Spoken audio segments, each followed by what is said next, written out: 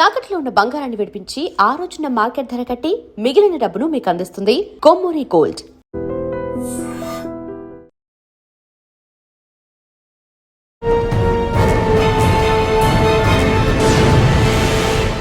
ఈ వారం మన గెస్ట్ 1991 బ్యాచ్ పోలీస్ ఆఫీసర్ పేరు ప్రకాష్ గారు, అడిషనల్ ఎస్పీ కడప.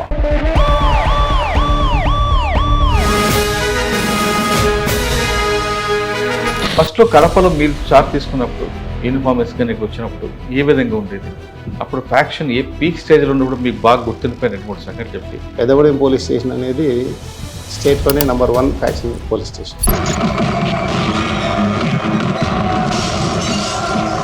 ఆల్మోస్ట్ అన్ని ఊర్లు కూడా ఫ్యాక్షన్ ఉండేది, కానీ అన్నిట్లోకెల్లా పెద్దగూడెం అనేది టాప్. యాక్చువల్గా నాకు పోస్టింగ్ ఇచ్చిన రోజు 2 మర్డర్లు జరిగాయి. కానీ మనకు రాయలసీమ ఫ్యాక్షన్ అనేటప్పటికీ ఏమంటే అన్ని రకాలటువంటి వెపన్స్ వాడేవాళ్ళు. అంటే సార్ మీరు చాలా ఫ్యాక్షన్ చూసారు, ఫ్యాక్షనిస్టులు కూడా చూస్తారు. ఫ్యాక్షనిస్ట్ బయటికి గంభీరంగా ఉంటాడు కానీ వాళ్ళు ఆర్థికంగా చాలా నష్టపోయి ఉంటారు వాస్తవాన్ని. ప్రతి ఫ్యాక్షనిస్టు పెద్ద తిరుగు.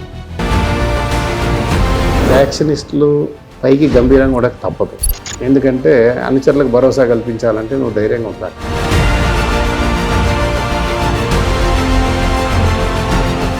ఏఎస్పీ ఎక్కువగా ఫోకస్ పెట్టి దీన్ని తొక్కాలి అని కూర్చున్నారు. కానీ పర్సనల్ రిస్క్ తీసుకొని తగ్గించిన వాళ్ళు ఉమేష్ చంద్రరావు. అప్పుడు ఆయన దాదాపు 2.5 సంవత్సరాలు ఇక్కడ పనిచేశాడు. ఆయన టైంలోనే కొంచెం గట్టిగా, అంటే ఎక్స్ట్రా లీగల్గా చేయాల్సి వచ్చింది. మీరు ఫ్యాక్షన్తో పాటు గాలివీల్లో పనిచేశారు, అక్కడే ఉంది మీ అనుభవం? గాలివీల్లో అక్కడ మెయిన్ వచ్చేసి గాలివీల్లో నక్సల్ ప్రాబ్లం బాగా ఎక్కువ. అందులో నేను పనిచేసిన ప్రాంతంలో జస్ట్ అప్పుడే ఎలక్షన్స్ కూడా వచ్చాయి. నేనున్నప్పుడే ఒక ఇల్లు బ్లాస్ట్ చేశారు నక్సలైట్స్. ఆ ఇల్లు బ్లాస్ట్ చేస్తారన్న విషయం మాకు ముందే తెలిసి వాళ్ళకి పిలిచి చెప్పాము, అలర్ట్ చేశాము. వాళ్ళు ఊరు వదిలిపెట్టి వెళ్ళిపోయారు.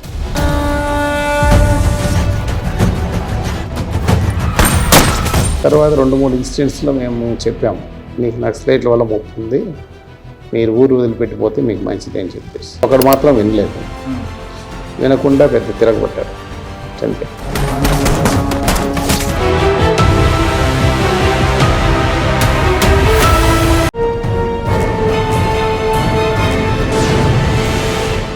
Welcome to crime diaries. ఈ వారం మన గెస్ట్ 1991 బ్యాచ్ పోలీస్ ఆఫీసర్ పేరు ప్రకాష్ గారు, అడిషనల్ ఎస్పీ కడప. 1991లో డిపార్ట్మెంట్కి వచ్చినప్పటికీ ఇప్పుడు 2026లో పోలీస్ డిపార్ట్మెంట్లో ఉన్న మార్పులు ఏంటి? అప్పుడు ప్రజలకి పోలీసుల మధ్యన ఆ బంధం ఎలాగుండేది? గౌరవం, భయమా? కానీ ఇప్పుడు క్రమేపీ తగ్గడానికి కారణం ఏంటి? వాటితో పాటు అప్పుడు క్రైమ్ ఎలాగుండేది, ఇప్పుడు ప్రస్తుతం క్రైమ్ ఎలాగుంది? దానికి ఆ ప్యాటర్న్ మారడానికి కారణాలు ఏంటి? అసలు కడప ఆయన ఎస్ఐగా పనిచేసినప్పుడు కడప ఎలాగుండేది? తర్వాత ఇన్స్పెక్టర్గా కర్నూలు ఎలాగుండేది? డిఎస్పీ గుంటూరులో ఏం చేశారు? ప్రస్తుతం అడిషనల్ ఎస్పీ కడపలో ఏం సాధించారు? ఎలా మార్పు వచ్చిన విషయాన్ని సార్ గారు తెలుసుకున్నాం. సార్ నమస్తే అండి. నమస్తే అండి. కె ప్రకాష్ గారు, అడిషనల్ ఎస్పీ వైఎస్ఆర్ కడప జిల్లా. మీ ఫస్ట్ పోస్టింగ్ కూడా ఇక్కడ నుంచి ఎస్ఐగా ఇక్కడ ఎక్కువగా చేశారు, తర్వాత సిఐగా కర్నూలు, కడప, తర్వాత డిఎస్పీ గుంటూరు, అడిషనల్ ఎస్పీ వచ్చారు. ఫస్ట్లో కడపలో మీరు చార్జ్ తీసుకున్నప్పుడు యూనిఫామ్ వేసుకొని వచ్చినప్పుడు ఏ విధంగా ఉండేది? అప్పుడు ఫ్యాక్షన్ ఏ పీక్ స్టేజ్లో ఉన్నప్పుడు మీకు బాగా గుర్తుండిపోయిన 2-3 సంగతులు చెప్పి. ఇప్పుడు ఫ్యాక్షన్ అనేది పూర్తిగా డ్రాప్ అయింది, ఇప్పుడు కడప జిల్లాలో వస్తున్న క్రైమ్ ఏంటి? ఈ ప్రశ్నలకు సమాధానం చెప్పే ముందు ప్రకాష్ గారు, బై ఛాన్సా బై చాయిసా యూనిఫామ్ వేసుకోండి? యాక్చువల్ చెప్పాలంటే నేను basically engineering student, civil engineering చదివాను. అటువైపు వెళ్దాం అనుకున్నాను, కానీ అప్పుడున్న పరిస్థితుల వల్ల కావచ్చు నేను ఈ ప్రొఫెషన్ చూజ్ చేసుకోవడం జరిగింది. నేటివ్ అనంతపురం అండి. అమ్మగారు నాన్నగారు? అమ్మగారు నాన్నగారు, మా ఫాదర్ టీచరు, మా ఫాదర్ లేరు, మా మదర్ గారు లేరు.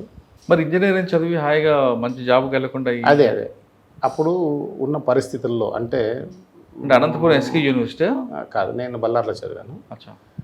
అంటే అప్పుడున్న పరిస్థితులు అంటే మన చుట్టుపక్కల ఉన్న పరిస్థితులు, కుటుంబ పరిస్థితులు కాదు.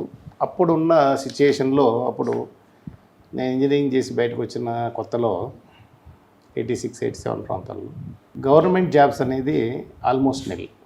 ఎకానమీ చాలా ప్రాబ్లమ్స్లో ఉంది. 88-89 వచ్చేటప్పటికి విపి సింగ్ గవర్నమెంట్ వచ్చింది.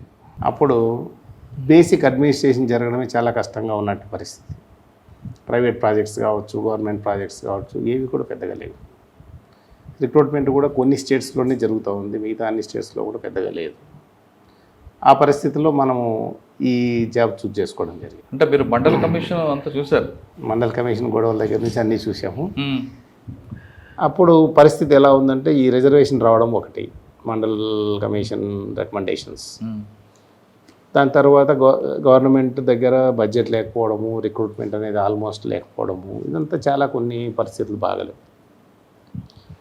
ఒక ఇంజనీరింగ్ స్టూడెంట్ బయటికి వెళ్ళి ఏదైనా ఒక వర్క్ చేయడానికి వెళ్తే 500 రూపీస్ ఇస్తామనేవాళ్ళు. అది కూడా ఎంతకాలం ఉంటుందో తెలియని పరిస్థితి. ఎందుకంటే అది వాళ్ళ తప్పు కాదు, వాళ్ళ పరిస్థితి కూడా అలాగే అన్సర్టన్గా ఉంది. వాళ్ళు ఇంతమందిని పర్మనెంట్గా మెయింటైన్ చేయాలంటే వాళ్ళ వల్ల కూడా కాదు. కాబట్టి అన్ని చూసిన తర్వాత సొంతంగా ప్రాజెక్టులు టేకప్ చేసేటువంటి పరిస్థితి కూడా లేదు. ఎందుకంటే మన ప్రజల్లో పర్చేసింగ్ పవర్ కూడా చాలా తగ్గింది. అలాంటి పరిస్థితుల్లో మనకి ఏపీలో కొంత రిక్రూట్మెంట్, మన ఏపీ గవర్నమెంట్ అప్పుడు రిక్రూట్మెంట్ చేయడము, ఇవన్నీ రిక్వైర్మెంట్ ఉందని చెప్పేసి చేయడం, దీనివల్ల కొన్ని స్టాండర్డ్ రిక్రూట్మెంట్స్ ఎలాగో జరుగుతూ ఉంటాయి, కాంపిటీషన్ బాగా ఎక్కువ ఉండేది. అప్పుడు నేను ఈ జాబ్ చూస్ చేసుకోవడం జరిగింది. అంటే విజయరామారావు గారు అప్పుడు పోలీస్ రిక్రూట్మెంట్ బోర్డు చైర్మన్గా ఉన్నారు. అప్పుడే ఇదంతా జరిగింది. దాదాపుగా మా బ్యాచ్లో ఆ రోజుల్లోనే 8 మంది ఇంజనీరింగ్ గ్రాడ్యుయేట్స్ ఉన్నారు. 20% పీజీ చదివిన వాళ్ళు ఉన్నారు. దాదాపు 40% డిగ్రీ చదివిన వాళ్ళు ఉన్నారు. మినిమం డిగ్రీ కాబట్టి అది. ఇంకా రిజర్వేషన్ కేటగిరీలో ఉన్న వాళ్ళకి కొంత క్వాలిఫికేషన్లో ఎగ్జామ్షన్ ఉంటుంది కాబట్టి అలాగ వాళ్ళు ఉంటారు. కానీ పీజీ చదివిన వాళ్ళ సంఖ్య చాలా ఎక్కువ. ముఖ్యంగా ఉస్మానియా, మన వెంకటేశ్వర యూనివర్సిటీ నుంచి, తర్వాత ఆంధ్ర యూనివర్సిటీ నుంచి, నాగార్జున నుంచి కూడా కొంతమంది, ఇలాగా మెయిన్గా రిక్రూట్మెంట్లో మంచి క్రీమ్, అందరూ బాగా చదువుకున్న వాళ్ళు, మంచి సబ్జెక్ట్ నాలెడ్జ్, కాంపిటేటివ్ ఎగ్జామ్స్కి ప్రిపేర్ అయిన వాళ్ళు, ఇలాంటి వాళ్ళే దాదాపుగా రిక్రూట్ అయ్యారు.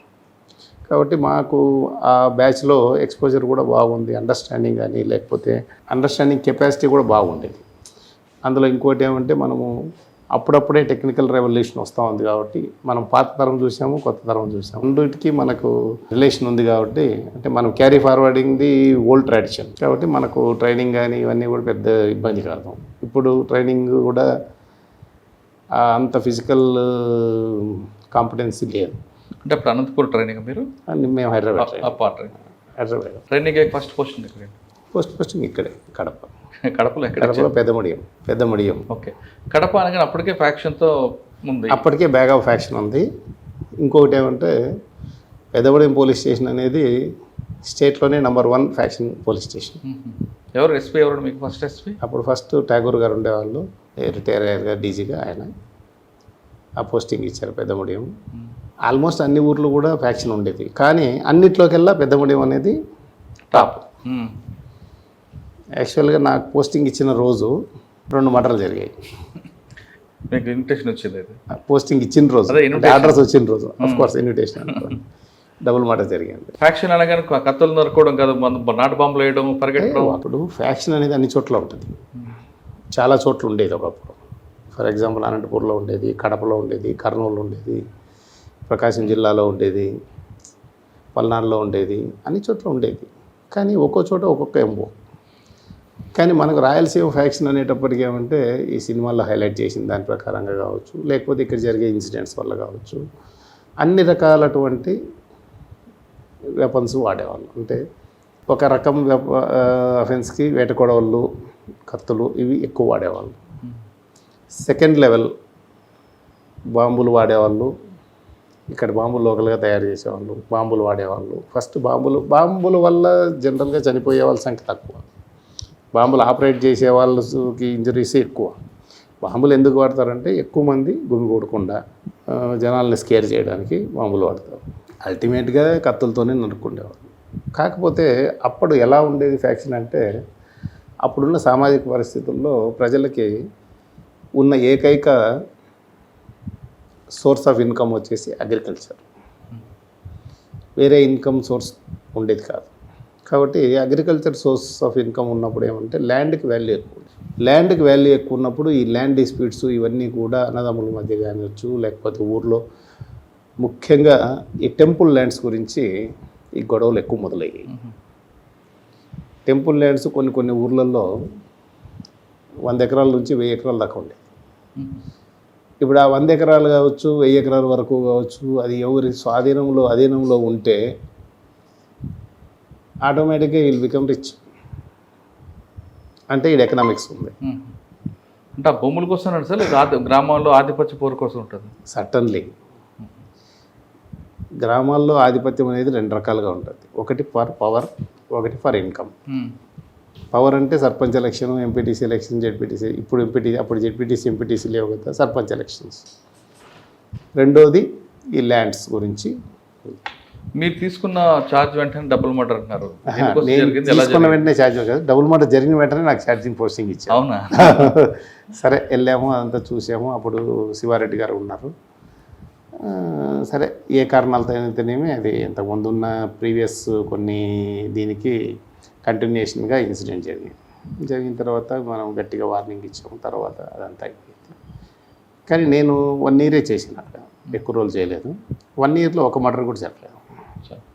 అంటే జరగకుండా ఏం చేశారు? జరగకుండా ఏం చేసామంటే, సాధారణంగా డబుల్ మర్డర్ ఏంటంటే దానికి రిటాలియేషన్ ఉంటుంది. కానీ ఫస్ట్ వచ్చేసి ఈ మర్డర్లు జరగడానికి అన్ని కారణాలు ఏమంటే, ఇప్పుడు ఒక మర్డర్ జరిగింది అనుకుందాం. ఆ మర్డర్ జరగడానికి కారణాలు ఎన్నో ఉండొచ్చు. ల్యాండ్ డిస్ప్యూట్ ఉండొచ్చు, ఫ్యామిలీ డిస్ప్యూట్ ఉండొచ్చు, ఫ్యాక్షన్ ఉండొచ్చు, పర్సనల్ డిస్ప్యూట్స్ ఉండొచ్చు, లేకపోతే ఇంకా సెక్షువల్ జెలసీ లాంటివి ఎన్నో రకాలు ఉంటాయి. వీటన్నిటిని ఏం చేస్తారంటే ఒక గ్రూపుకి అంటగడతారు, అట్రిబ్యూట్ చేస్తారు. అట్లనే ఏమవుతుంది, అవతల గ్రూప్ వాళ్ళు కూడా ద సేమ్ సైకాలజీ, వాళ్ళు కూడా గ్రూప్ యాటిట్యూడ్ చూసి గ్రూప్ మెయింటైన్ చేస్తారు. ఈ 2 గ్రూప్స్ మెయింటైన్ చేయడం వల్ల ఏమైందంటే, ఏ చిన్న డిస్ప్యూట్ వచ్చినా కూడా అది పర్సనల్ డిస్ప్యూట్ని విలేజ్ లెవెల్ డిస్ప్యూట్గా మారుస్తారు. దానికి పొలిటికల్ కలర్ ఉంటుందేమో. ఆటోమేటిక్గా 2 గ్రూపులు ఉంటాయి. 2 గ్రూపులు ఉన్నప్పుడు, ఒకే గ్రూప్ ఉన్నప్పుడు ఒకే గ్రూపు, ఒకే పార్టీ, 2 గ్రూపులు, 2 పార్టీలు, 2 గ్రూపులు, ఆటోమేటిక్గా పోలరైజేషన్ అనేది జరుగుతుంది. ముఖ్యంగా విలేజ్ లెవెల్లో పోలరైజేషన్ జరగడానికి ఈ 2 కారణాలు. కానీ మీరు ఆ ఫస్ట్ పోలీస్ స్టేషన్ కానీ దీనికి ఇవి జరగకుండా ఉండడానికి ఒకటే, పోలీసులు గట్టిగా చర్య తీసుకుంటారు అనే సిగ్నల్ ఉండాలి. అంటే ఒక చిన్న గొడవ జరిగితే కూడా దాన్ని టఫ్గా డీల్ చేస్తారు అనేటువంటి. అంటే టఫ్గా డీల్ చేయడం అంటే ఎలా? టఫ్గా డీల్ చేయడం అంటే కేసులు పెట్టడం, అవసరమైనప్పుడు ఫిజికల్గా కూడా మనము శిక్షించాల్సిన పరిస్థితి. డైరెక్ట్గా వీళ్ళనే కాకుండా మిగతా తప్పులు చేసిన వాళ్ళని శిక్షించే పద్ధతిని బట్టి ఆటోమేటిక్గా కొంతమంది మారుతారు. మనం లీనియన్స్ ఇవ్వకుండా ఇంపార్షియల్గా ఉండడం అనేది ఫస్ట్ ఇంపార్టెంట్. సార్ ఆ పీరియడ్లో మీరు ఎక్కడ మర్డర్ జరగకుండా టైట్గా చేశారు కాబట్టి ఇందులో పొలిటికల్ ఇంటర్ఫరెన్స్ వాళ్ళ ప్రెజర్ ఉండి వచ్చారు, మీరు ఫేస్ చేయలేదా? ఒకటి నేను అప్పుడు గమనించింది ఏమంటే, మనం ఫెయిర్గా ఉన్నంత కాలం ఎవ్వరు మనల్ని ప్రెజర్ చేయరు. ఎందుకంటే ప్రజల్లో కూడా నిజాయితీ ఉండేది. మనకి ఈ పని చెయ్యండి, ఇవన్నీ వదిలిపెట్టండి అని కానీ, లేకుంటే ఇట్లాంటి ప్రెజర్ ఉండేది కాదు. ప్రజలు కూడా ఏమీ గొడవలు పెట్టుకోవాలని వాళ్ళ సైకాలజీ కాదు. కానీ కొన్ని తప్పనిసరి పరిస్థితుల్లో గొడవల్లోకి ఇన్వాల్వ్ చేయబడతారు. గొడవల్లోకి ఆటోమేటిక్గా మన ప్రమేయం లేకుండా కూడా మన కేసులు మన మీద పడతాయి. ఇలాంటి సందర్భాలు ఎక్కువ ఉండేటివి. రాను ఏమైపోయింది, మనకు తర్వాత అప్పుడున్న ఎస్పీలు అందరూ కూడా ఈ ఫ్యాక్షన్ విలేజెస్లో కొంత అవేర్నెస్ ప్రోగ్రామ్స్ కండక్ట్ చేయడము, ఎడ్యుకేషన్కి అవకాశం కల్పించడము, ఇవన్నీ చేయడం వల్ల ఏమైందంటే స్లోగా ఈ ఫ్యాక్షన్ గొడవలు తగ్గాయి.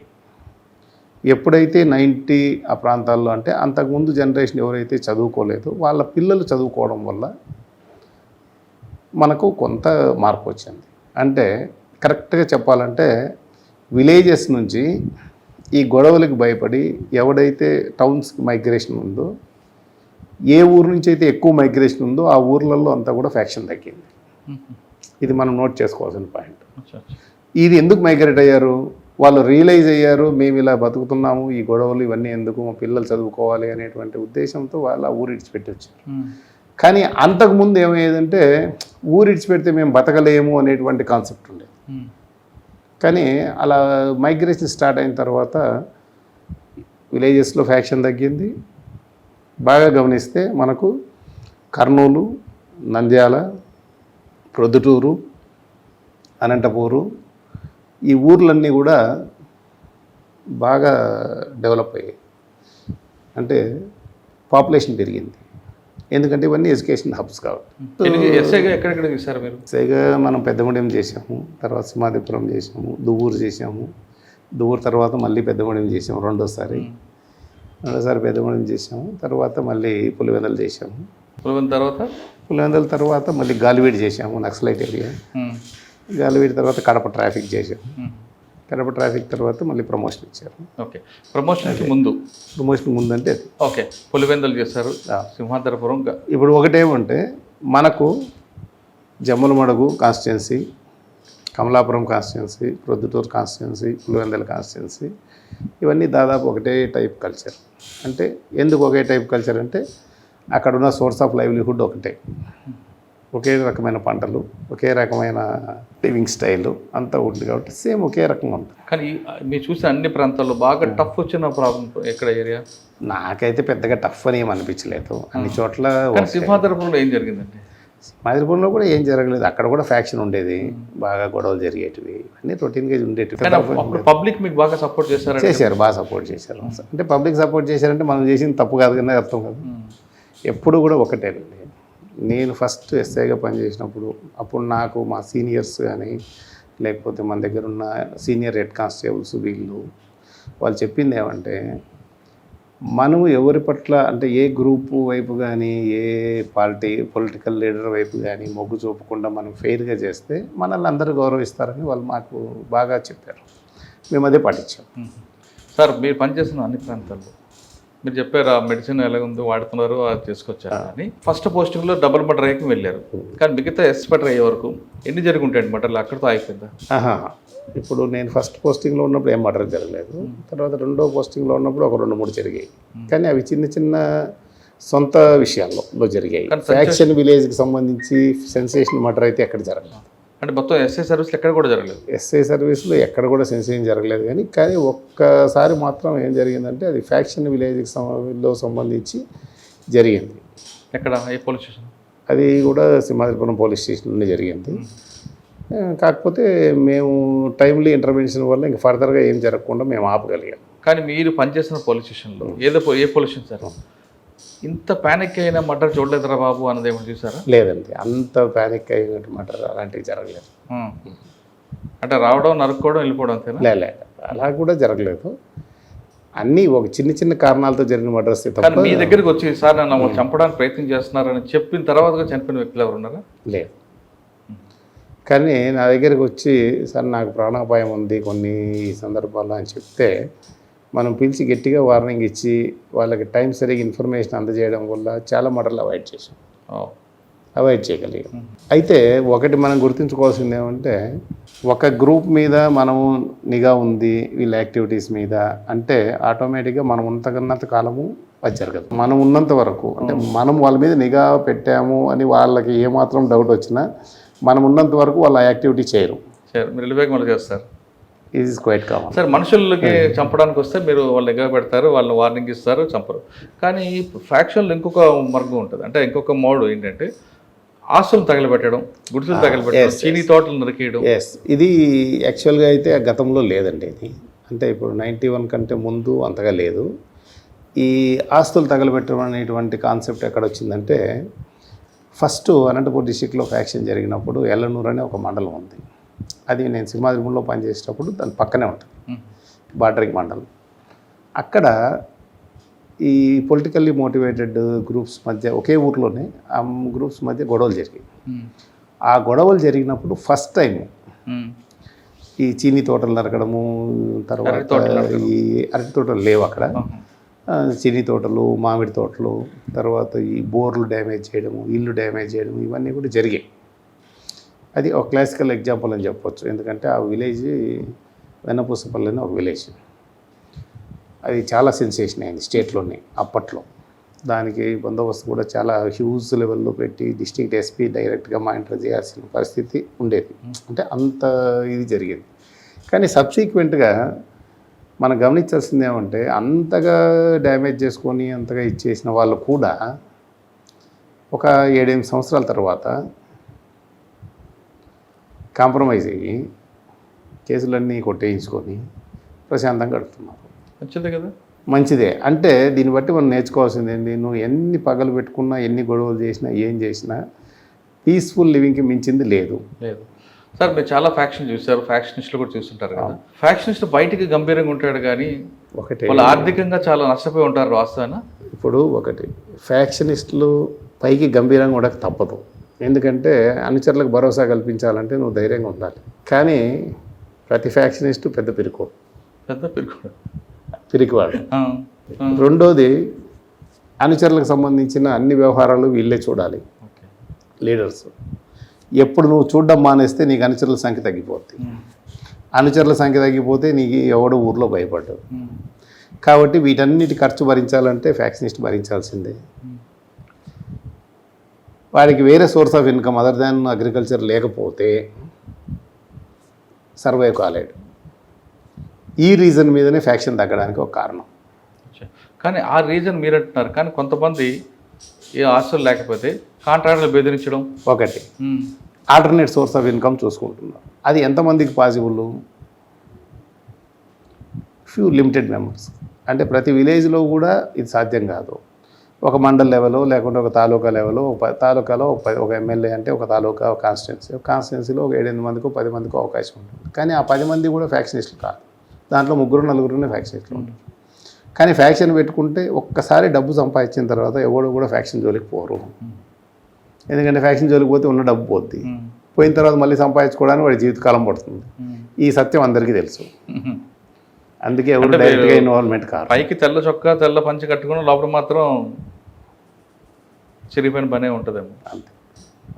ప్రాక్టికల్గా కూడా నేను చూశాను. 2 చొక్కాలు చినిగిపోయిన బనీన్లు. అయ్యో. సినిమాలు అంతఃపురం సినిమాలో చూపించింది వాస్తవం. అసలు అవన్నీ చూసింది వీటిని చూసే కదా అవన్నీ తీసింది. కరెక్టే. గంభీరంగా ఉండక తప్పనిసరి పరిస్థితి. గంభీరంగా ఉండక తప్పనిసరి పరిస్థితి. అనుచరులు భయపడతారేమో. అనుచరులకని కాదు, నీ దగ్గర ఏమీ లేదంటే రారెవరు, ఎవరు నిన్ను పలకరించారు కదా. సార్ ఫ్యాక్షన్స్లకి అనుచరుల భార్యలు కూడా చాలా చులకంగా చూస్తారు. అలాంటిది ఏం లేదు. అలా అనుకోవడం తప్పు. వారి సినిమాల్లో కొంతమంది చూపించవచ్చు, కానీ యాక్చువల్గా ఫ్యాక్షనిస్టులు అందరినీ బాగా గౌరవించేవాళ్ళు నాకు తెలిసి. ఎక్కడో 1 or 2 చిన్న ఇన్సిడెంట్స్ ఏదన్నా ఉండొచ్చేమో, కానీ ఓవరాల్గా ఫ్యాక్షనిస్టులు వాళ్ళ అనుచరులు అందరూ కూడా ఒక ఫ్యామిలీ లాగానే ఉంటారు దాదాపుగా.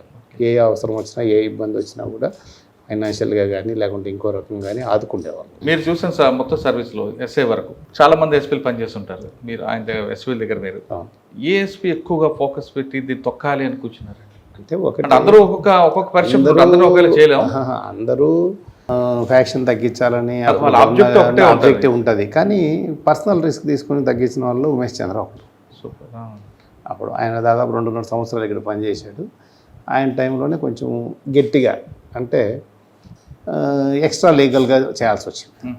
ఎక్స్ట్రా లీగల్గా చేయాల్సిన తప్పనిసరి పరిస్థితి. కానీ ఆయన టైంలోనే నక్సలైట్లు కూడా ఎన్కౌంటర్ ఉంటుంది. కరెక్టే. నక్సలైట్ ఎన్కౌంటర్కి దానికి సంబంధం లేదు.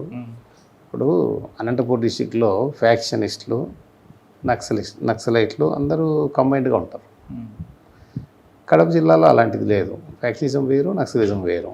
ఇక్కడ నక్సలిజం ఐసోలేటెడ్, అది పెద్ద ఇష్యూ కాదు. మీరు ఫ్యాక్షన్తో పాటు గాలివీల్లో పనిచేస్తారు, అక్కడే ఉంది మీ అనుభవం?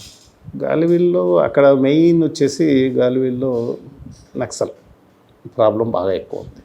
అందులో నేను పనిచేసిన ప్రాంతంలో జస్ట్ అప్పుడే ఎలక్షన్స్ కూడా వచ్చాయి.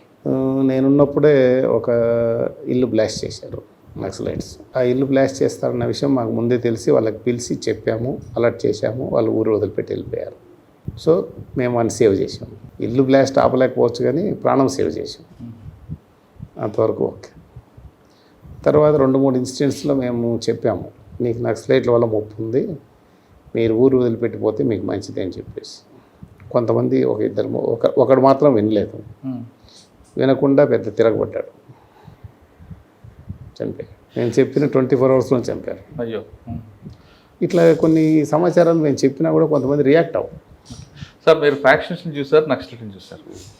ఏదైనా క్రైమే, కానీ వీళ్ళ ఎజెండా వేరు, వాళ్ళ ఎజెండా వేరు ఉంటుంది. ఓకే. కానీ మీకు యాజ్ ఎ పోలీస్ ఆఫీసర్గా ఏది హెడ్ఏక్ అనిపించిందండి? ఏది హెడ్ఏక్ అంటే యాక్చువల్గా నా దృష్టిలో నక్సలిజం పెద్ద హెడ్ఏక్ కాదు. నక్సలిజం ఎందుకు వచ్చింది, దానికి సామాజిక కారణాలు, ఎన్నో కారణాలు ఉంటాయి. మనం కరెక్ట్గా న్యాయం చేస్తే నక్సలైట్లు కూడా మనల్ని ఎవరు పాయింట్అవుట్ చేయరు. అది నేను ప్రాక్టికల్గా ఐ ఫెల్ట్ ఇట్. ఎందుకంటే ఒక 2-3 ఊర్లలో చిన్న చిన్న డిస్ప్యూట్స్ ఉంటే ఆ డిస్ప్యూట్స్ గల్లల్లో నక్సలైట్లను అప్రోచ్ అయ్యారు.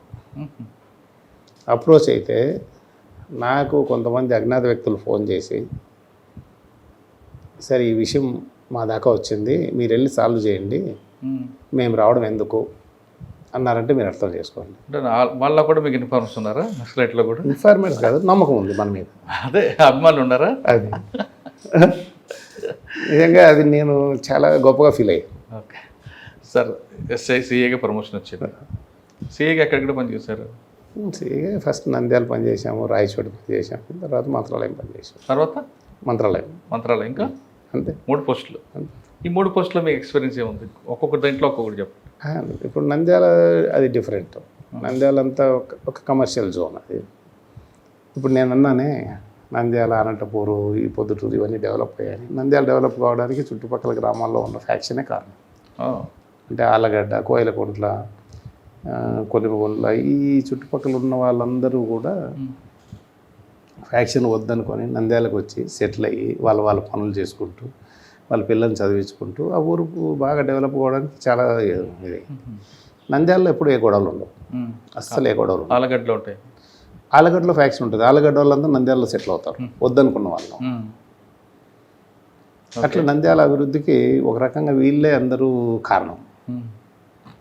నంద్యాలలో ఎలాంటి ఫ్యాక్షన్ గొడవలు కానీ ఇంకోటి కానీ ఏముండవు. చిన్న చిన్న ల్యాండ్ డిస్ప్యూట్స్ ఇలాంటివి తప్ప అంత పీస్ఫుల్గా ఉంటుంది. ముఖ్యంగా నంద్యాల చుట్టుపక్కలంతా కూడా ఇరిగేషన్ ఫెసిలిటీస్, కమ్యూనల్ కూడా ఉండదు నంద్యాలలో. ఆలగడ్డలో ఉంటుందా? ఆలగడ్డలో కూడా ఉండదు. మనకి రాయలసీమలో ఎక్కడ కూడా కమ్యూనల్ ప్రాబ్లం ఉండదు. అప్పుడప్పుడు కర్నూలు కానీ ఆదోని ఉంటుంది కదా, ఆదోని, రాయచోటి ఇట్లాంటి కొన్ని ఊర్లలో చిన్న చిన్న విషయాలకి ఒక్కోసారి ఫ్లేర్ అప్ అయిన సంఘటన. నంద్యాలలో బాగా గుర్తున్న సంఘటన ఉందా? బటర్ ఫర్గైన్ కానీ అలాంటి నంద్యాలలో బాగా గుర్తున్న సంఘటన అంటే ఎలాంటి క్లూ లేకపోయినా, ఒకసారి ఏం జరిగిందంటే, నైట్ మేము పెట్రోలింగ్ చేసేటప్పుడు పెద్ద పెద్ద బోల్డర్స్ తీసుకుని వచ్చి ఒక ఎంట్రీ మీద ఇల్లు పగలగొట్టి బెదిరించి డబ్బులు తీసుకెళ్ళి బంగారం తీసుకు. అసలు అది ఎవరు చేశారో తెలియదు. అంతకుముందు ఎప్పుడు కూడా అలా జరగలేదు. సిమిలర్గా ఆత్మకూరులో కూడా జరిగింది అంతకుముందు రోజు, 2 days ముందు. దాని విషయంలో మేము బాగా గట్టిగా ట్రేస్ చేసి గుంటూరు నుంచి దొంగలను పట్టుకొచ్చి రికవర్ చేసాం. అది బాగా మాకు సాటిస్ఫాక్షన్. కానీ ఎస్ఐగా ఉన్నప్పుడు మీ సొంత ఇన్వెస్టిగేషన్తో ఒక మర్డర్ కేసు కానీ ఏమైనా బ్రేక్ చేశారా? పెద్దగా మర్డర్ కేసులు ఏం పెద్దగా జరగలేదు. ఫ్యాక్షన్తో గడిచిపోయిందేమో. ఫ్యాక్షన్లో అంటే ఒకటి, ఇప్పుడు క్లూలెస్గా ఉన్న మర్డర్స్ ట్రేస్ చేస్తేనే మనకు సాటిస్ఫాక్షన్. అవును. నేను ఇన్స్పెక్టర్గా ఉన్నప్పుడు క్లూలెస్ మర్డర్లు ట్రేస్ చేశాను. ఏమున్నాయి? ఇప్పుడు రాయచోట్లో వర్క్ చేసినప్పుడు ఒక లేడీని చంపారు. ఆ లేడీని ఎందుకు చంపారన్న సంగతి అసలు ఏం నో క్లూ. ఆ లేడీ ఎవరన్నదే క్లూ లేదు.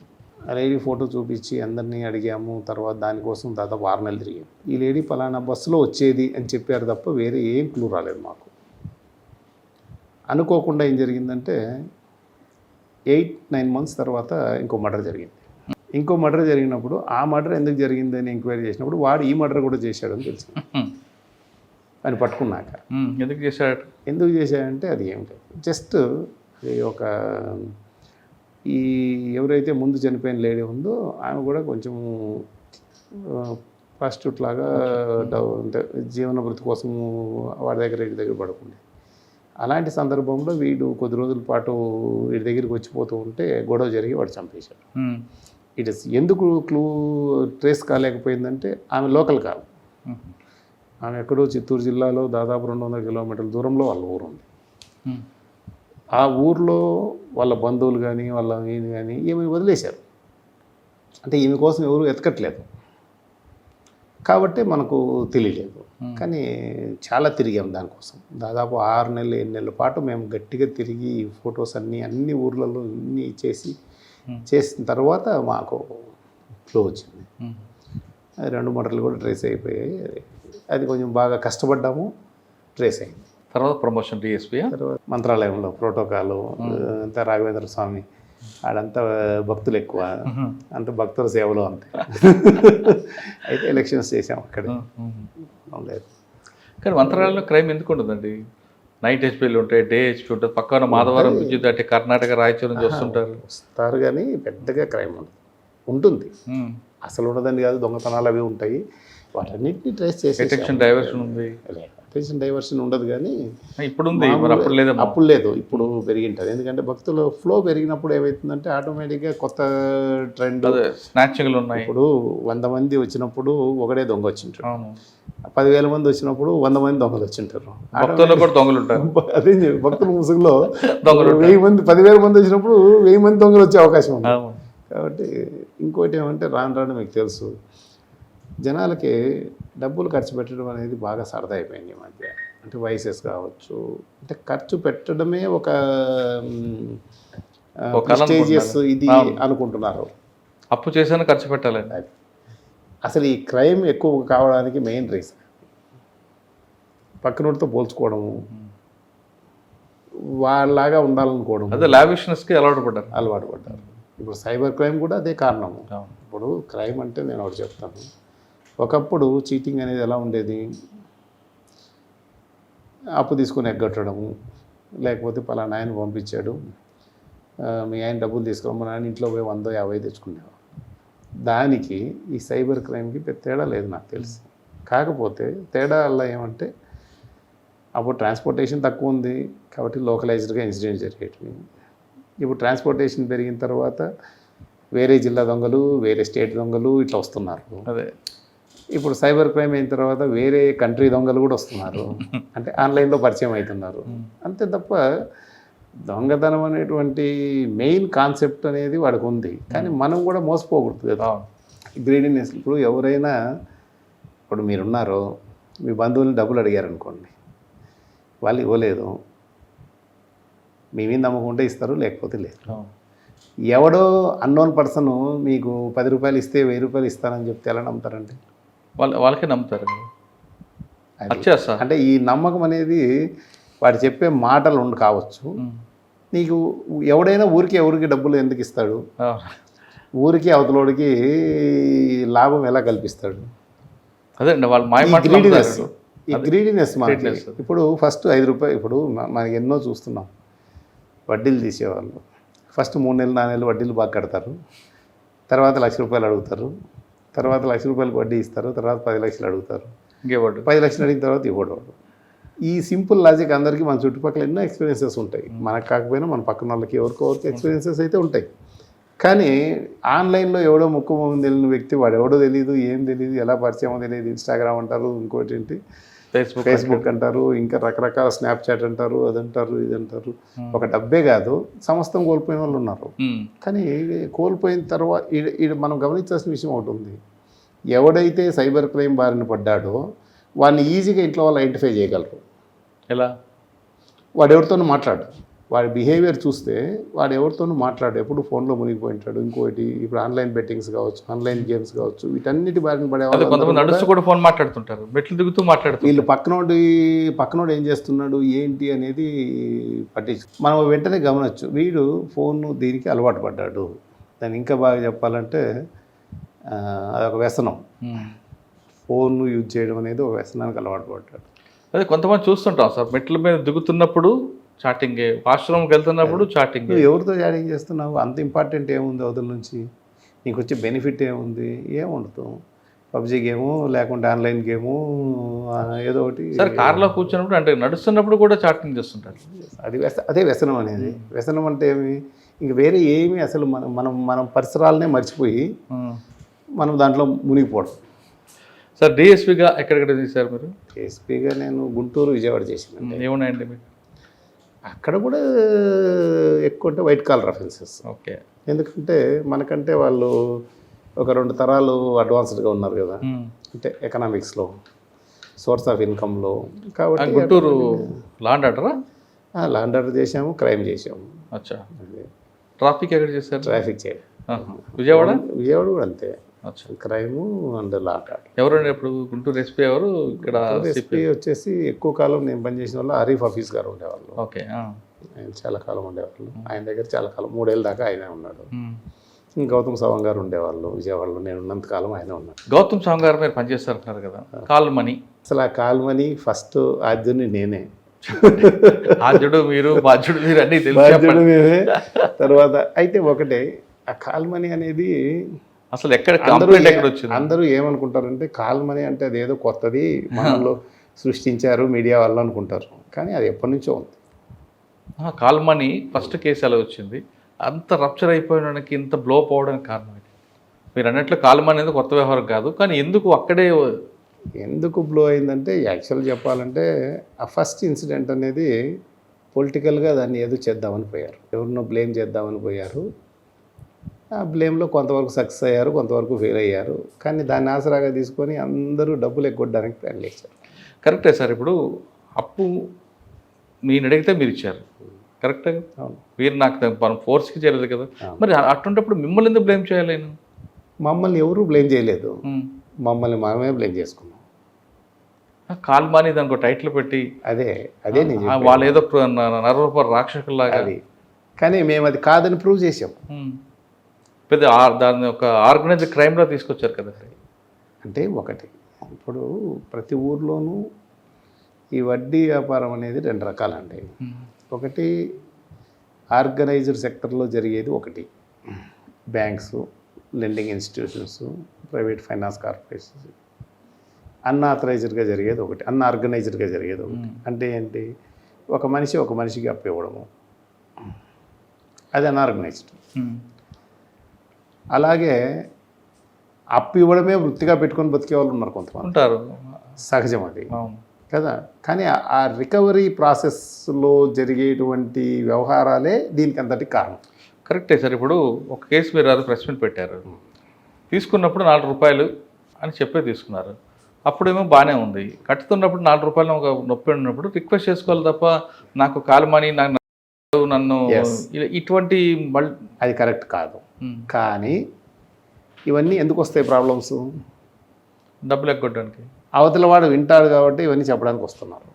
ఇది తప్పు అని నువ్వు చెప్పినప్పుడు నీ దగ్గరికి వస్తున్నారు. ఇది తప్పు అని చెప్పడానికి నీ దగ్గర ఏం అథెంటిసిటీ లేదు, చట్టం లేదు దానికి. మీరు ఎలా దీన్ని తప్పు అంటారు, నేరం అంటారు? కాల్ మనీ కేసు అసలు కాల్ మనీ కేసు కాదు ఫస్ట్ వచ్చింది. అవునా? అది మామూలుగా జరిగినటువంటి వ్యవహారం. డబ్బులు ఇచ్చారు. ఇప్పుడు నువ్వే ఉన్నావు, బిజినెస్ పెట్టుకోవడానికి డబ్బులు ఇచ్చారు, నువ్వు బిజినెస్ పెట్టుకున్నావు, దానికి కొన్ని ఎక్స్ట్రా యాక్టివిటీస్ అన్నీ తోడయ్యాయి. ఇక్కడ మనకి సైకాలజీలో ఒక ప్రాబ్లం ఉంది. ప్రతిదాన్ని మన సొంత ఓన్ ప్రాపర్టీగా మనం ఫీల్ అవుతాం. కాదు కదా అది, మంద కాదు కదా అది. కాదు, అయినా కూడా అలా ఫీల్ అవుతాం. అప్పుడు ఏమైద్ది? నా డబ్బులు నాకు ఎన్నికి ఇవ్వంటారు అంటారా లేదా? ఎగ్గొట్టాలనుకున్నాడు ఏమంటాడు? దానికి చెల్లు అంటారు. ఏం చేయాలా? పోలీసులు ప్రొటెక్షన్ తీసుకోవడానికి ట్రై చేశారు. దాన్ని ఒకరిని బ్లేమ్ చేద్దామనే ఉద్దేశంతో కాల్ మనీ అని సృష్టించారు. కానీ డబ్బులు ఇచ్చి తిరిగి బ్లేమ్ అయిపోయిన వాళ్ళు, నష్టపోయిన వాళ్ళు ఉన్నారా? ఓకే, డబ్బులు ఇచ్చి తిరిగి కట్టలేని పరిస్థితిలో పంపు అని అడిగారు అనేది ఒక కేసు వచ్చింది. అసలు అలాంటిది ఏం లేదు. ఇప్పుడు ఒకటి, ఇది ఎప్పటి నుంచో పాతకాలం నుంచి మన సినిమాల్లో కూడా చూస్తున్నాం. నీ పిల్లని నమ్మి కట్టరా అంటారు. అంటే అర్థం ఏంటి? పిల్లని ఆగిరి అమ్మని కాదు కదా, అది ఊత పదమో లేకుంటే ఇంకోటి. అది పొలం అమ్మంటాం, ఇల్లు అమ్మంటాం. సత్యహరిశ్చంద్రుడు పిల్లాన్ని కొడుకుని పిల్లాన్ని తాను అమ్ముకొని అప్పు తీర్చాడు కదా. అదే రకంగా డైలాగ్ కొడతారు అందరూ. కానీ అంత మాత్రాన అదేమి కాల్మనీకి దానికి సంబంధం లేదు. అంటే కాల్మనీ అనే ముసుగులో అసలు కాల్మనీ అనేది కాన్సెప్ట్ లేదు. అసలు ఆ టర్మ్ ఖాయం చేసినోడు ఎందుకు ఖాయం చేశారనే సంగతి కాదు, పబ్లిసిటీ కోసం అది కాల్ మనీ అని ట్రై చేశారు. కానీ ఇంగ్లీష్కి తెలుగుకి వచ్చేదానికి దానికి అర్థం మారిపోయింది. యాక్చువల్ కాల్ మనీ అంటే అర్థం ఏంటంటే, ఇది నేను రీసెర్చ్ చేస్తే ఈ కాల్ మనీ టైప్ వ్యవహారం, కాల్ ఆన్ మనీ దాని పేరు, not call money, call on money. Phone చేస్తే నీకు అప్పు అవసరమైతే వెంటనే డబ్బులు ఇచ్చేది అని అర్థం. ఓకే. దానికి ఇన్స్టెంట్గా ఇస్తారు కాబట్టి రెగ్యులర్ ఇంట్రెస్ట్ కంటే ఎక్కువ ఇంట్రెస్ట్ ఉంటుంది. అమెరికాలో ₹5 ఇంట్రెస్ట్ ఉంది. మీరు వితౌట్ డాక్యుమెంట్స్ ఇస్తాడు కాబట్టి. వితౌట్ డాక్యుమెంట్స్ తర్వాత పర్ఫార్మ్ చేస్తారు, ప్రాసెస్ చేస్తారు, కానీ ఫస్ట్ అయితే డబ్బు ఇస్తారు. అమెరికాలో ₹5 ఇంట్రెస్ట్ నడుస్తుంది, సింగపూర్లో ₹10 నడుస్తుంది, మలేషియాలో లేదు, కానీ మిగతా చాలా కంట్రీస్లో ఉంది. ఆఫ్రికన్ కంట్రీస్లో ఉంది, యూరోపియన్ కంట్రీస్లో ఉంది, లేని కంట్రీ లేదు. దీన్ని అమెరికాలో కొన్ని స్టేట్స్లో పేడే లోన్స్ అంటారు. పేడే లోన్స్ అంటే వాడికి శాలరీ వచ్చే రోజు వీడు పోయి ఆడ కూర్చుంటాడు, శాలరీ వాడికి ఇస్తాడు, మళ్ళీ అప్పు తీసుకుంటాడు. అది వసూలు చేసుకునే పద్ధతి. ఇంకా ఎలా వసూలు చేస్తారు? వాళ్ళ ఇంటికి వెళ్ళి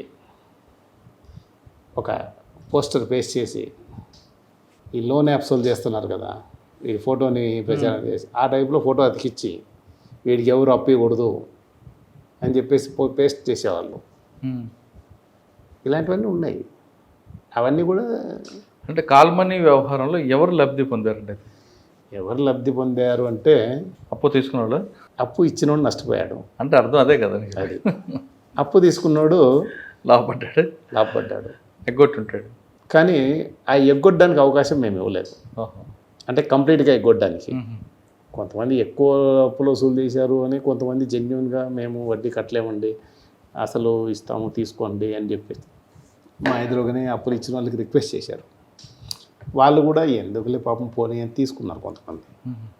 అది మన గొప్పతనం కాదు, అది ఇచ్చినోడు గొప్పతనం. ఆడ మానవత్వం ఆలోచించుకున్నాడు, మానవత్వంతో ఆలోచించాడు అనవసరం. కొంతమంది లేదండి నాకు కూడా వేరే బతుకు తెరువు లేదు, నాకు ఎంతో కొంత వడ్డీ ఇవ్వాలి అని అడిగిన వాళ్ళు ఉన్నారు, అది కూడా ఇచ్చారు. ఇదంతా కూడా ఎక్కడ ఎందుకు ఈ ప్రాబ్లమ్స్ అన్నీ అప్పుడప్పుడు హైలైట్ అవుతాయి అంటే ద ఇన్సఫిషియన్సీ ఆఫ్ లా, అంటే చట్టం యొక్క బలహీనత అనొచ్చు, అసమర్థత అనొచ్చు, ల్యాక్ ఆఫ్ లా. అంటే ఒక ప్రాబ్లం అడ్రస్ చేయడానికి ఒక వ్యవస్థ లేకపోవడం. అంటే చట్టంలో బలహీనత అనలేము కానీ మన సిస్టంలో బలహీనత అనొచ్చు కదా. చట్టంలోనే కొన్ని ల్యాకునాస్ ఉన్నాయి. ఇప్పుడు మనము అప్పు చేస్తాం, అప్పు చేస్తే నువ్వు ఏమేమి డాక్యుమెంట్స్ నువ్వు సెక్యూరిటీగా తీసుకోవాలి అనేది ఒక ప్రొసీజర్ ఉండాలి. సరే, వాడు ఎన్ని రోజుల్లో డబ్బు ఇవ్వకపోతే ఏం చెయ్యాలి అనేది ఒక ప్రొసీజర్ ఉండాలి. ఇప్పుడు సివిల్ కేసులన్నీ కూడా మా దగ్గరికి ఎందుకు వస్తున్నాయి, పోలీసుల దగ్గరికి? మెయిన్ రీజన్ ఏమి? కోర్టుకు వెళ్తే కొన్ని సంవత్సరాలు పడుతుంది. ఇప్పుడు 10 లక్షలు ఇచ్చింటాడు, కోర్టుకు వెళ్తే 10 లక్షలకి వాడు కోర్టు ఫీజు స్టాంప్ కట్టాలి. తర్వాత వాడు రాడు, వచ్చినా అది ఎప్పటికి అవుతుందో తెలియదు. వచ్చిన తర్వాత వాడు చేతులు ఎత్తేసి నా పేరు మీద ఏమీ ఆస్తి లేదంటే ఏం చేయాలని, అంటే వాడు అప్పు తీసుకున్నాడు ఎగ్గొట్టున్నాడు అని తెలిసినా కూడా కోర్టు ఏం చేయలేని పరిస్థితి. అన్నీ కోర్టు చేయాలనే టైం పడుతుంది. టైం పట్టేదే కాదు, అసలు ఏమీ మన దగ్గర ఏమీ లేకపోతే ఏం చేస్తావు నువ్వు? జైలుకి పంపిస్తారు. జైలుకి పంపిస్తే మళ్ళీ గవర్నమెంట్కి నష్టం కదా. గవర్నమెంట్ నష్టం, లేదా ఎవరు కంప్లైంట్ వాడే డబ్బులు కట్టుకోవాలి. మరి ఇప్పుడు మన purpose of going to the court ఏంటి? డబ్బు రికవరీ. అది కాదు కదా. ఇప్పుడు డబ్బు ఖర్చు కాలే ఎదురుగా. మీ దగ్గరకు వస్తే మీరు సివిల్ మ్యాటర్ అని పోమంటారు.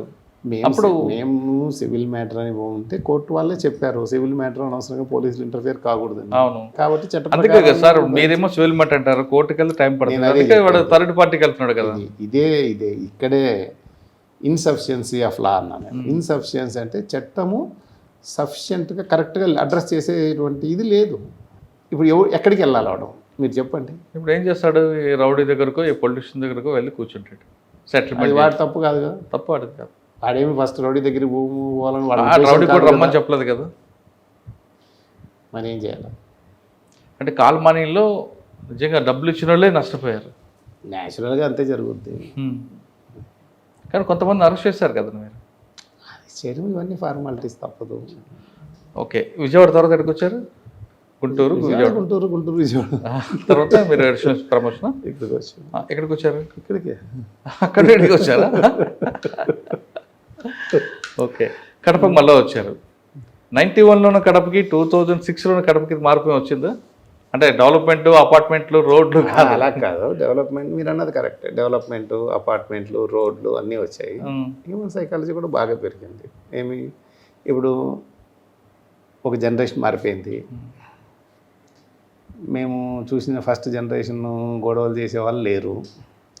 వాళ్ళ పిల్లలు వాళ్ళు కూడా గొడవలు చేయాలన్న ఆలోచన చాలామందికి లేదు. దాని తర్వాత జనరేషన్ వచ్చింది. ఇప్పుడు ఎడ్యుకేషన్ ఇది ఇదంతా వచ్చింది. కానీ దీంతో పాటు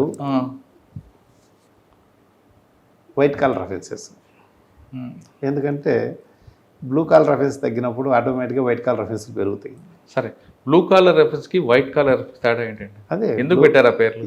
చెప్పాను కదా, బ్లూ కాలర్ అఫెన్స్ అంటే ఇది కూడా యూరోపు, అమెరికా, సౌత్ అమెరికా దీంట్లో మైన్స్లో పనిచేసేవాళ్ళు, హార్డ్ వర్క్ చేసేవాళ్ళు వీళ్ళందరినీ కూడా బ్లూ డ్రెస్ ఇచ్చేవాళ్ళు వాళ్ళకి. కాబట్టి బ్లూ కాలర్ ప్రొఫెషన్స్ అని వాటి పేరు. అంటే శ్రమశక్తితో చేయాల్సిన పనులు. అది కాకుండా ఎంతో కొంత చదువుకొని క్లరికల్ క్యాడర్ నుంచి పైన ఉండేటువంటి అంటే వీళ్ళంతా వైట్ కాలర్. అంటే ఏంటి, white dress collar, white collar అని. బ్లూ కాలర్ అంటే అది బ్లూ డ్రెస్ వాళ్ళకి, మైన్స్ వాళ్ళకి బ్లూ డ్రెస్ ఇస్తారు. ఇప్పటికీ మనకి సింగరేణిలో కానీ దీంట్లో కానీ ఉంటుంది, మైన్స్లో పనిచేసే వాళ్ళకి వీళ్ళందరూ. అది అందువల్ల బ్లూ కాలర్ ప్రొఫెషన్ అంటే హార్డ్ వర్క్తో చేయాల్సిన పనులు, అంటే without education. Okay, white collar reference పెరిగాయి. మీరు అన్నట్లుగా ఫ్యాక్షన్ ఉంది, కంప్లీట్ క్లోజ్ అయింది చెప్పుకోవచ్చు. క్లోజ్ అయిన తప్పుకోకపోయినా ఫ్యాక్షన్ సైకాలజీ ఉంటుంది, కానీ ఫ్యాక్షన్ ఎవరు చేయడానికి ఇష్టపడరు. ఎందుకంటే దానివల్ల నష్టపోతారని వాళ్ళకి తెలుసు. ఇప్పుడు సైబర్ క్రైమ్ ఉంది. సైబర్ క్రైమ్ విక్టిమ్ కాకుండా ఉండాలంటే ఏం చేయాలండి? సైబర్ క్రైమ్లో ముఖ్యంగా విక్టిమ్ కాకూడదంటే మనకు వచ్చిన ప్రతి మెసేజ్ ఓపెన్ చేసి చూడాలన్న యాంగ్జైటీ ఫస్ట్ మానుకోవాలి. అంటే ఇప్పుడు మీరు, నాకు తెలుసు మీరు పంపించిన మెసేజ్ వల్ల నాకు ఉపయోగం ఉంటుంది, మీకు ఉపయోగం ఉంటుంది నేను రిప్లై ఇవ్వడం వల్ల. ఎవడో ఎక్స్ పంపించిన మెసేజ్ని ఓపెన్ చేసి మనం చూసి వాళ్ళతో చాట్ చేయాల్సిన అవసరం మనకి ఏంటండి? లేదు. కానీ దానికి మనం అలవాటు పడిపోయాం కదా జీవితం. అలవాటు పడిపోయామంటే నువ్వు మోసపోవడానికి నువ్వు సిద్ధంగా ఉన్నావని అర్థం. ఇప్పుడు నడుస్తున్నప్పుడు మొబైల్ చూసే దీనికి వచ్చామంటే కరెక్ట్. మరి ఎవడు పంపించినా చూస్తాం, పంపపోతే ఎప్పుడు పంపలేదని వెయిట్ చేస్తుంటారు కదా. కాబట్టి ఫస్ట్ మనము అంటే మన కంట్రోల్ అక్కడే ఉండాల్సింది. ఫస్ట్ మనము ప్రతి ఎక్స్ పంపించిన మెసేజ్ చూడడానికి we should not be ready, first number 1. రెండోది, ఏ లింక్స్ కూడా వాళ్ళు పంపించిన లింక్స్ ఏది కూడా మనము ఓపెన్ చేయకూడదు, ఒకటి. మూడోది, అన్నిటికంటే ముఖ్యమైన విషయం ఏమంటే దీంట్లో సైబర్ క్రైమ్లో how the cyber crime takes place అంటే మీరు ఒకటి గుర్తుంచుకోండి. ఇప్పుడు వాళ్ళు లింక్ పంపిస్తాడు, నువ్వు లింక్ ఓపెన్ చేయలేదనుకో ఫోన్ చేస్తాడు, నేను లింక్ పంపించాను ఓపెన్ చేయను అంటే అర్థం ఏంటి? He's waiting for us to open the link. అంటే మనం లింక్ ఓపెన్ చేస్తామని వాడు వెయిట్ చేస్తుంటాడు ఆన్లైన్లో. అది మనం గుర్తించాలి. మనం రేపు ఓపెన్ చేసామనుకో ఏం కాదు, ఎందుకంటే వాడు అంతసేపు వెయిట్ చేయడు కదా. అవును, అది దీంట్లో లాజిక్.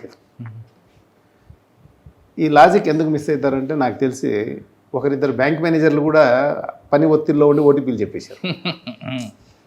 వాళ్ళకి తెలిసి ఓటీపీ చెప్పకూడదని, కానీ చెప్పారు. ఏమండి మీరు బ్యాంక్ మేనేజర్ కదండి, మరి ఇలా చేశారేంటి అంటే ఏదో ఫైల్ చూసుకుంటున్నా ఎవడు అడిగితే వెంటనే చెప్పేశారండి. అంటే దీంట్లో సైబర్ క్రైమ్లో ట్రెండ్ ఎలా ఉంటుందంటే, ఫర్ ఎగ్జాంపుల్ రామాలయం ఓపెన్ చేశారు, రామాలయం టికెట్స్ కోసమని, రామాలయం ప్రసాదం కోసమని, తిరుమలలో దర్శనం హార్డ్గా ఉందని చెప్పేసి టికెట్స్ కోసమని లింక్ పంపించామని, అంటే రేషన్ కార్డు ఇస్తున్నారంటే రేషన్ కార్డుకి లింక్ పంపించామని, గ్యాస్ బుకింగ్ అంటే గ్యాస్ కొరతగా ఉన్నప్పుడు గ్యాస్ బుకింగ్ లింక్ పంపించామని, ఇట్లా వాళ్ళు దే ఫాలో ద ట్రెండ్. అంటే మోస్ట్ కామన్ ఫేసింగ్ ప్రాబ్లమ్స్ ఏవైతే ఉన్నాయో వాటికి మేము సొల్యూషన్ చూపిస్తాము అన్న విధంగా వాళ్ళు అవతలని నమ్మించాలని ప్రయత్నం చేస్తారు. కాబట్టి మన వాళ్ళు తొందరపడి లింక్ ఓపెన్ చేస్తారు.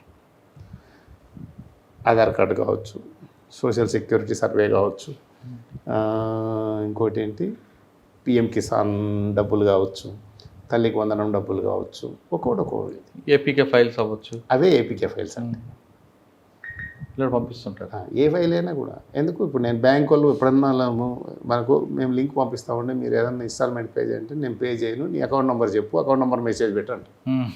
మనకేం పని? ఇప్పుడు లోన్ కట్టాల్సింది వాడికి కదా, నువ్వు బ్యాంక్ అకౌంట్ నెంబర్ పంపించు. సార్ ఫ్యాక్షన్ దీంట్లో ఎక్కువ చేశారు. ఇప్పుడు లేకపోయినా సాధారణంగా ఫ్యాక్షనిస్ట్కి పొద్దున్న లెగ్గానే పోలీసులకు కనబడాలి, అప్పుడే కంట్రోల్ అవుతుంది అంటారు. అట్లేం కాదు. అంటే ఇప్పుడు ఏదో ఒక పద్ధతి ఉండాలి కాబట్టి ఒక కౌన్సిలింగ్ అని ఒక పద్ధతి పెట్టారు. కానీ నాకు తెలిసి ఎంతోమంది ఫ్యాక్షనిస్టులతో నేను మాట్లాడాను. అంటే ఫ్యాక్షనిస్టులని చెప్పలేను, కానీ ఫ్యాక్షన్ గొడవల్లో ఇన్వాల్వ్ అయిన వాళ్ళు ఎందుకు అనుకున్నారంటే అనవసరంగా మేము దీంట్లో ఇరుక్కుపోయాము, అనవసరంగా గొడవ పెట్టుకున్నాము, ఇప్పుడు దాంట్లోంచి బయటపడలేకపోతున్నాము అని చాలామంది ఫీల్ అయ్యారు. కానీ వాళ్ళు ఎక్స్పెక్ట్ చేసిన సొల్యూషన్ అనేది ఎవరు తీసుకురాలేకపోయారు. అంటే కూర్చోబెట్టి కౌన్సిలింగ్ చేసి కాంప్రమైజ్ చేసి అంతవరకు చేయగలరు. కాంప్రమైజ్ అయిన తర్వాత మళ్ళీ దాన్ని కంటిన్యూ చేయడం, అంటే ఆ పీస్ని కంటిన్యూ చేయడం అనేది మన చేతుల్లో ఉండదు. ఎందుకంటే మనం ఫ్రీక్వెంట్గా మనం ట్రాన్స్ఫర్లు ఇవి మారిపోతుంటాం కదా, కాబట్టి మనం చేయలేము. మనం కాంప్రమైజ్ వరకు చేయొచ్చు, కంటిన్యూటీ అనేది మనం మెయింటైన్ చేయాలి. ఆ కంటిన్యూటీ మెయింటైన్ చేయకపోవడం వల్ల ఎవడో ఒకడు మిస్చివస్ ఫెలో మళ్ళీ దాన్ని క్రియేట్ చేస్తారు. అదే సార్, పులి మీద స్వారీ ఇలాంటిది ఫ్యాక్షనిజం అని ఎందుకంటారంటే ఇదే రీజను. అంటే ఇప్పుడు మనం వద్దని కిందికి దిగినా వేరే పులి వచ్చి తింటుంది. పబ్లిక్కి పోలీస్కి గ్యాప్ అనేది పెరిగిందా తగ్గిందా? ఇప్పుడు దానికి కారణం ఏంటి? పోలీస్కి పబ్లిక్కి గ్యాప్ పెరిగిందా తగ్గిందా అని చెప్పాలంటే యాక్చువల్గా తగ్గింది గ్యాప్. అంతకుముందు పోలీస్కి పబ్లిక్కి రిలేషన్స్ బాగుండేటివంటే పోలీసులతో ప్రజలకి పెద్దగా అవసరం ఉండేది కాదు. సొసైటీలో పక్కనోడు తప్పు చేస్తే, ఫర్ ఎగ్జాంపుల్ చెప్తా, ఇప్పుడు ఒక పిల్లగాడు ఒక ఊర్లో ఒక చోటు నుంచి ఇంకో చోటుకి పోతే వాళ్ళ ఇంటికి పోయి మీ పిల్లోడు ఆ సందులో తిరుగుతున్నాడు అని చెప్పేవాళ్ళు. తల్లిదండ్రులు వాడిని దండించేవాళ్ళు. ఏమని, నువ్వు ఆ సందుకి ఎందుకు పోయినవరా, ఏం పని నీకు? ఇది ఆ రోజున్న సైకాలజీ. ఈ రోజున్న సైకాలజీ ఏంటి? మీ పిల్లోడు పలానా దగ్గరికి వస్తుంది, అయితే నీకేంటి అని తల్లిదండ్రులు అంటున్నారు. చెప్పడం లేదు, చెప్పినా రివర్స్ అవుతుంది. కానీ చెప్తే కూడా నీకేంటి మా పిల్లోడు పోతే. ఒకప్పుడు టీచరు దండించేవాడు పిల్లల్ని. టీచర్ దండిస్తే తల్లిదండ్రులు ఎప్పుడు ఫీల్ అయ్యేవాళ్ళు కాదు, పిల్లలు కూడా టీచర్ కొట్టాడని ఎప్పుడు ఫీల్ అయ్యేవాళ్ళు కాదు. ఇప్పుడు పరిస్థితి ఏంటి? టీచర్ కొడితే తల్లిదండ్రులు పోలీస్ స్టేషన్కి వచ్చి టీచర్ మీద కేసు పెడుతున్నారు. ఫీజు కడుతున్నావు, నువ్వు చదువు చెప్పాలి తప్ప నువ్వు కొట్టాల్సిన పని ఏముంది అంటారు. చదువు వస్తే వచ్చింది మా వాడికి, రాకపోతే రాకపోయింది, నువ్వెందుకు దండించాలా అంటారు. అంటే ఏంటి? ప్రజలకి బేసిక్గా సోషల్ వాచ్ అంటారు. అంటే కమ్యూనిటీ వాచ్, కమ్యూనిటీ పోలీసింగ్ అంట నేను. కమ్యూనిటీ యొక్క ఎఫెక్ట్, పోలీసింగ్ ఎఫెక్ట్ ప్రజల మీద లేదు. అంటే ఇప్పుడు మనం అంటాం మామూలుగా, ఏమంటాము, ఎవరన్నా ఏమైనా అనుకుంటారేమో అనేటువంటి కాన్సెప్ట్ ఒకటి ఉండేది. ఎవరైనా ఏమైనా అనుకోవడం అంటే ఎవరో కాదు, సొసైటీలో మన చుట్టూ ఉండేవాళ్ళు మన గురించి ఏమనుకుంటారు, తప్పుగా అనుకుంటారేమో అనే భయంతో చాలా వరకు నేరాలు జరిగేటివి కాదు. ఇప్పుడు ఎవరు అనుకుంటారు నాకేంటి. ఇప్పుడు ఏమైంది, ఎవరితో నాకేం పని లేదు, నేను చేసేది నేను చేస్తాను అంతే. దీనివల్ల ఏమైంది? కమ్యూనిటీ పోలీసింగ్, అంటే కమ్యూనిటీ, ఒక సొసైటీ, ఒక కమ్యూనిటీ పోలీసింగ్ చేసేటువంటి పరిస్థితులు ఇప్పుడు పోయినాయి. ఈ బర్డన్ అంతా పోలీసుల మీద పడ్డది. పబ్లిక్కి పోలీస్ మీద ఎక్స్పెక్టేషన్ పెరిగిపోయి. ఎందుకు పెరిగాయంటే, ఎక్స్పెక్టేషన్స్ పెరగడానికి కారణం ఏమంటే, వీడు తప్పు చేసినా సరే వెంటనే పట్టుకోవాలి. మనం కూడా ప్రచారం చేసుకుంటున్నాం కదా బాగా, మేము అది పట్టుకుంటున్నాం ఇది పట్టుకుంటున్నాం అని ఆటోమేటిక్గా జరుగుతుంది. ఇప్పుడు సొసైటీ వాచ్ జనాల మీద లేకపోతే ఏమవుతుందంటే, మనకు కోఆపరేట్ చేసే వాళ్ళ సంఖ్య తగ్గుతుంది. అదే సార్, ఇప్పుడు మీరు ఫస్ట్లో పోలీస్ పబ్లిక్కి చాలా తక్కువ అవసరం అండి, అది ఇప్పుడు ఎక్కువ అవసరం, ఎక్కువ అవుతుంది చాలా కష్టంగా ఉంది. అదే ఈ టఫ్ పీరియడ్లో డిపార్ట్మెంట్లో రావాలనుకునే వాళ్ళకి మీరు ఇచ్చే మెసేజ్ ఏంటి? ఇప్పుడు యాక్చువల్గా అయితే ఇప్పుడు కూడా నాకు తెలిసి పబ్లిక్ రిలేషన్స్ మెయింటైన్ చేస్తే పోలీసింగ్ చేయడం చాలా ఈజీ. అది ఎలా ఉండాలి పబ్లిక్ రిలేషన్స్ అంటే, దీనికి ఒక్కొక్కడికి ఒక్కొక్క స్టైల్లో పబ్లిక్ రిలేషన్స్ అవుట్ రీచ్ అంటారు. Police out reach to public, అది చెయ్యాలి. అది ఎప్పుడు మనం ఫెయిర్గా చేయగలమంటే, మనం పబ్లిక్ నుంచి ఏమీ ఎక్స్పెక్ట్ చేయకుండా ఉన్నప్పుడే మనం చేయగలం. మనం చేసే పని చేసుకుంటూ పోతూ ఉంటే, ఒక ఎస్ఐ, ఒక సిఐ ఈరోజు వచ్చారనుకుందాము, వాడికి ఆ ఏరియా మీద అవగాహన రావడానికి అట్లీస్ట్ 6 months పడుతుంది. 6 monthsలో మంచి వాళ్ళు ఎవరు, బ్యాడ్ ఫెలోస్ ఎవరు, దొంగలు ఎవరు, మిగతా వాళ్ళు ఎవరు, పోలీస్కి హెల్ప్ చేసే వాళ్ళు ఎవరు, వీటన్నిటిని మనం ఎక్స్టెన్సివ్గా మన జ్యూరిస్డిక్షన్లో బాగా తిరిగి ప్రతి ఒక్కరి గురించి తెలుసుకుంటే తప్ప మన పోలీసింగ్ అక్కడికి స్టాండ్ అవ్వదు. అంటే మనం అవన్నీ తెలుసుకొని ఒక అండర్స్టాండింగ్కి వచ్చి కరెక్ట్గా మనం చేయడం మొదలు పెడితే అప్పుడు నీ మీద నమ్మకం కలుగుతుంది జనాలకి.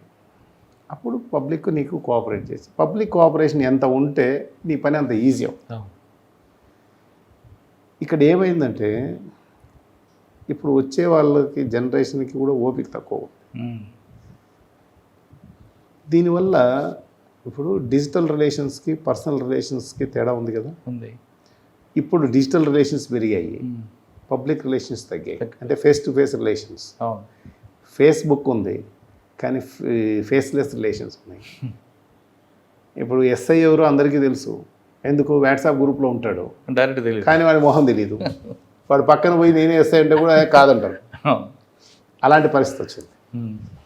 అంటే ఎప్పుడైనా మనం పనిచేసే దీంట్లో ఫేస్ టు ఫేస్ రిలేషన్స్ అనేది చాలా ఇంపార్టెంట్. ఈ ఆస్పెక్ట్ని మనం నెగ్లెక్ట్ చేయకూడదు.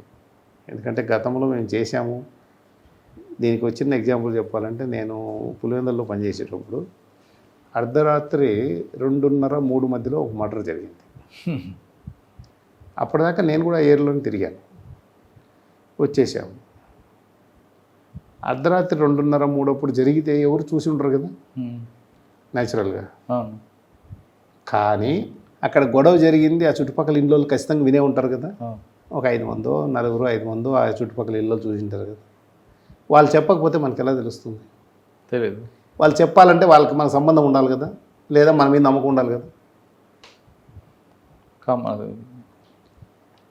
మరుసటి రోజు మధ్యాహ్నంకంతా నాకు ఫోన్ చేసి చెప్పాడు, రాత్రి పలానా గొడవ జరిగింది సార్, పలానా వాళ్ళు చంపారు. అది రిలేషన్షిప్. అది వాడికి చెప్పాల్సిన బాధ్యత లేదు, కానీ యాజ్ ఎ సోషల్ రెస్పాన్సిబిలిటీగా వాడు ఫీల్ అయ్యి మన మీద ఉన్న నమ్మకంతో చెప్పాడు. మీ మీద నమ్మకం అది కూడా చెప్పడు, నమ్మకం లేకపోతే చెప్పరు. కరెక్ట్. ఇంకొకటి, ఆ చంపినోడు ఎవడో వేరే ఊరోడు, చచ్చినోడు మాత్రం ఈ ఊరోడు, ఎలా తెలుస్తుంది? ఇప్పట్లాగా సీసీ కెమెరాలు లేవు కదా, టెక్నాలజీ లేదు అప్పుడు. అంటే టెక్నాలజీ ఎలాగా బ్రేక్ చేస్తారా కేసుని? అదే వాడు క్లూ ఇచ్చాడు, గొడవ పడుతున్నాడు సార్ అని. అవును, గొడవ పడినాడు, చనిపోయిన వ్యక్తి ఆ ఊరోడు, చంపిన వ్యక్తి ఎవడో తెలియదు కదండి. తెలియదంటే వాడు చెప్పాడు కదా, పలానా వాళ్ళు ఇద్దరు గొడవ పడుతున్నారని. ఓకే.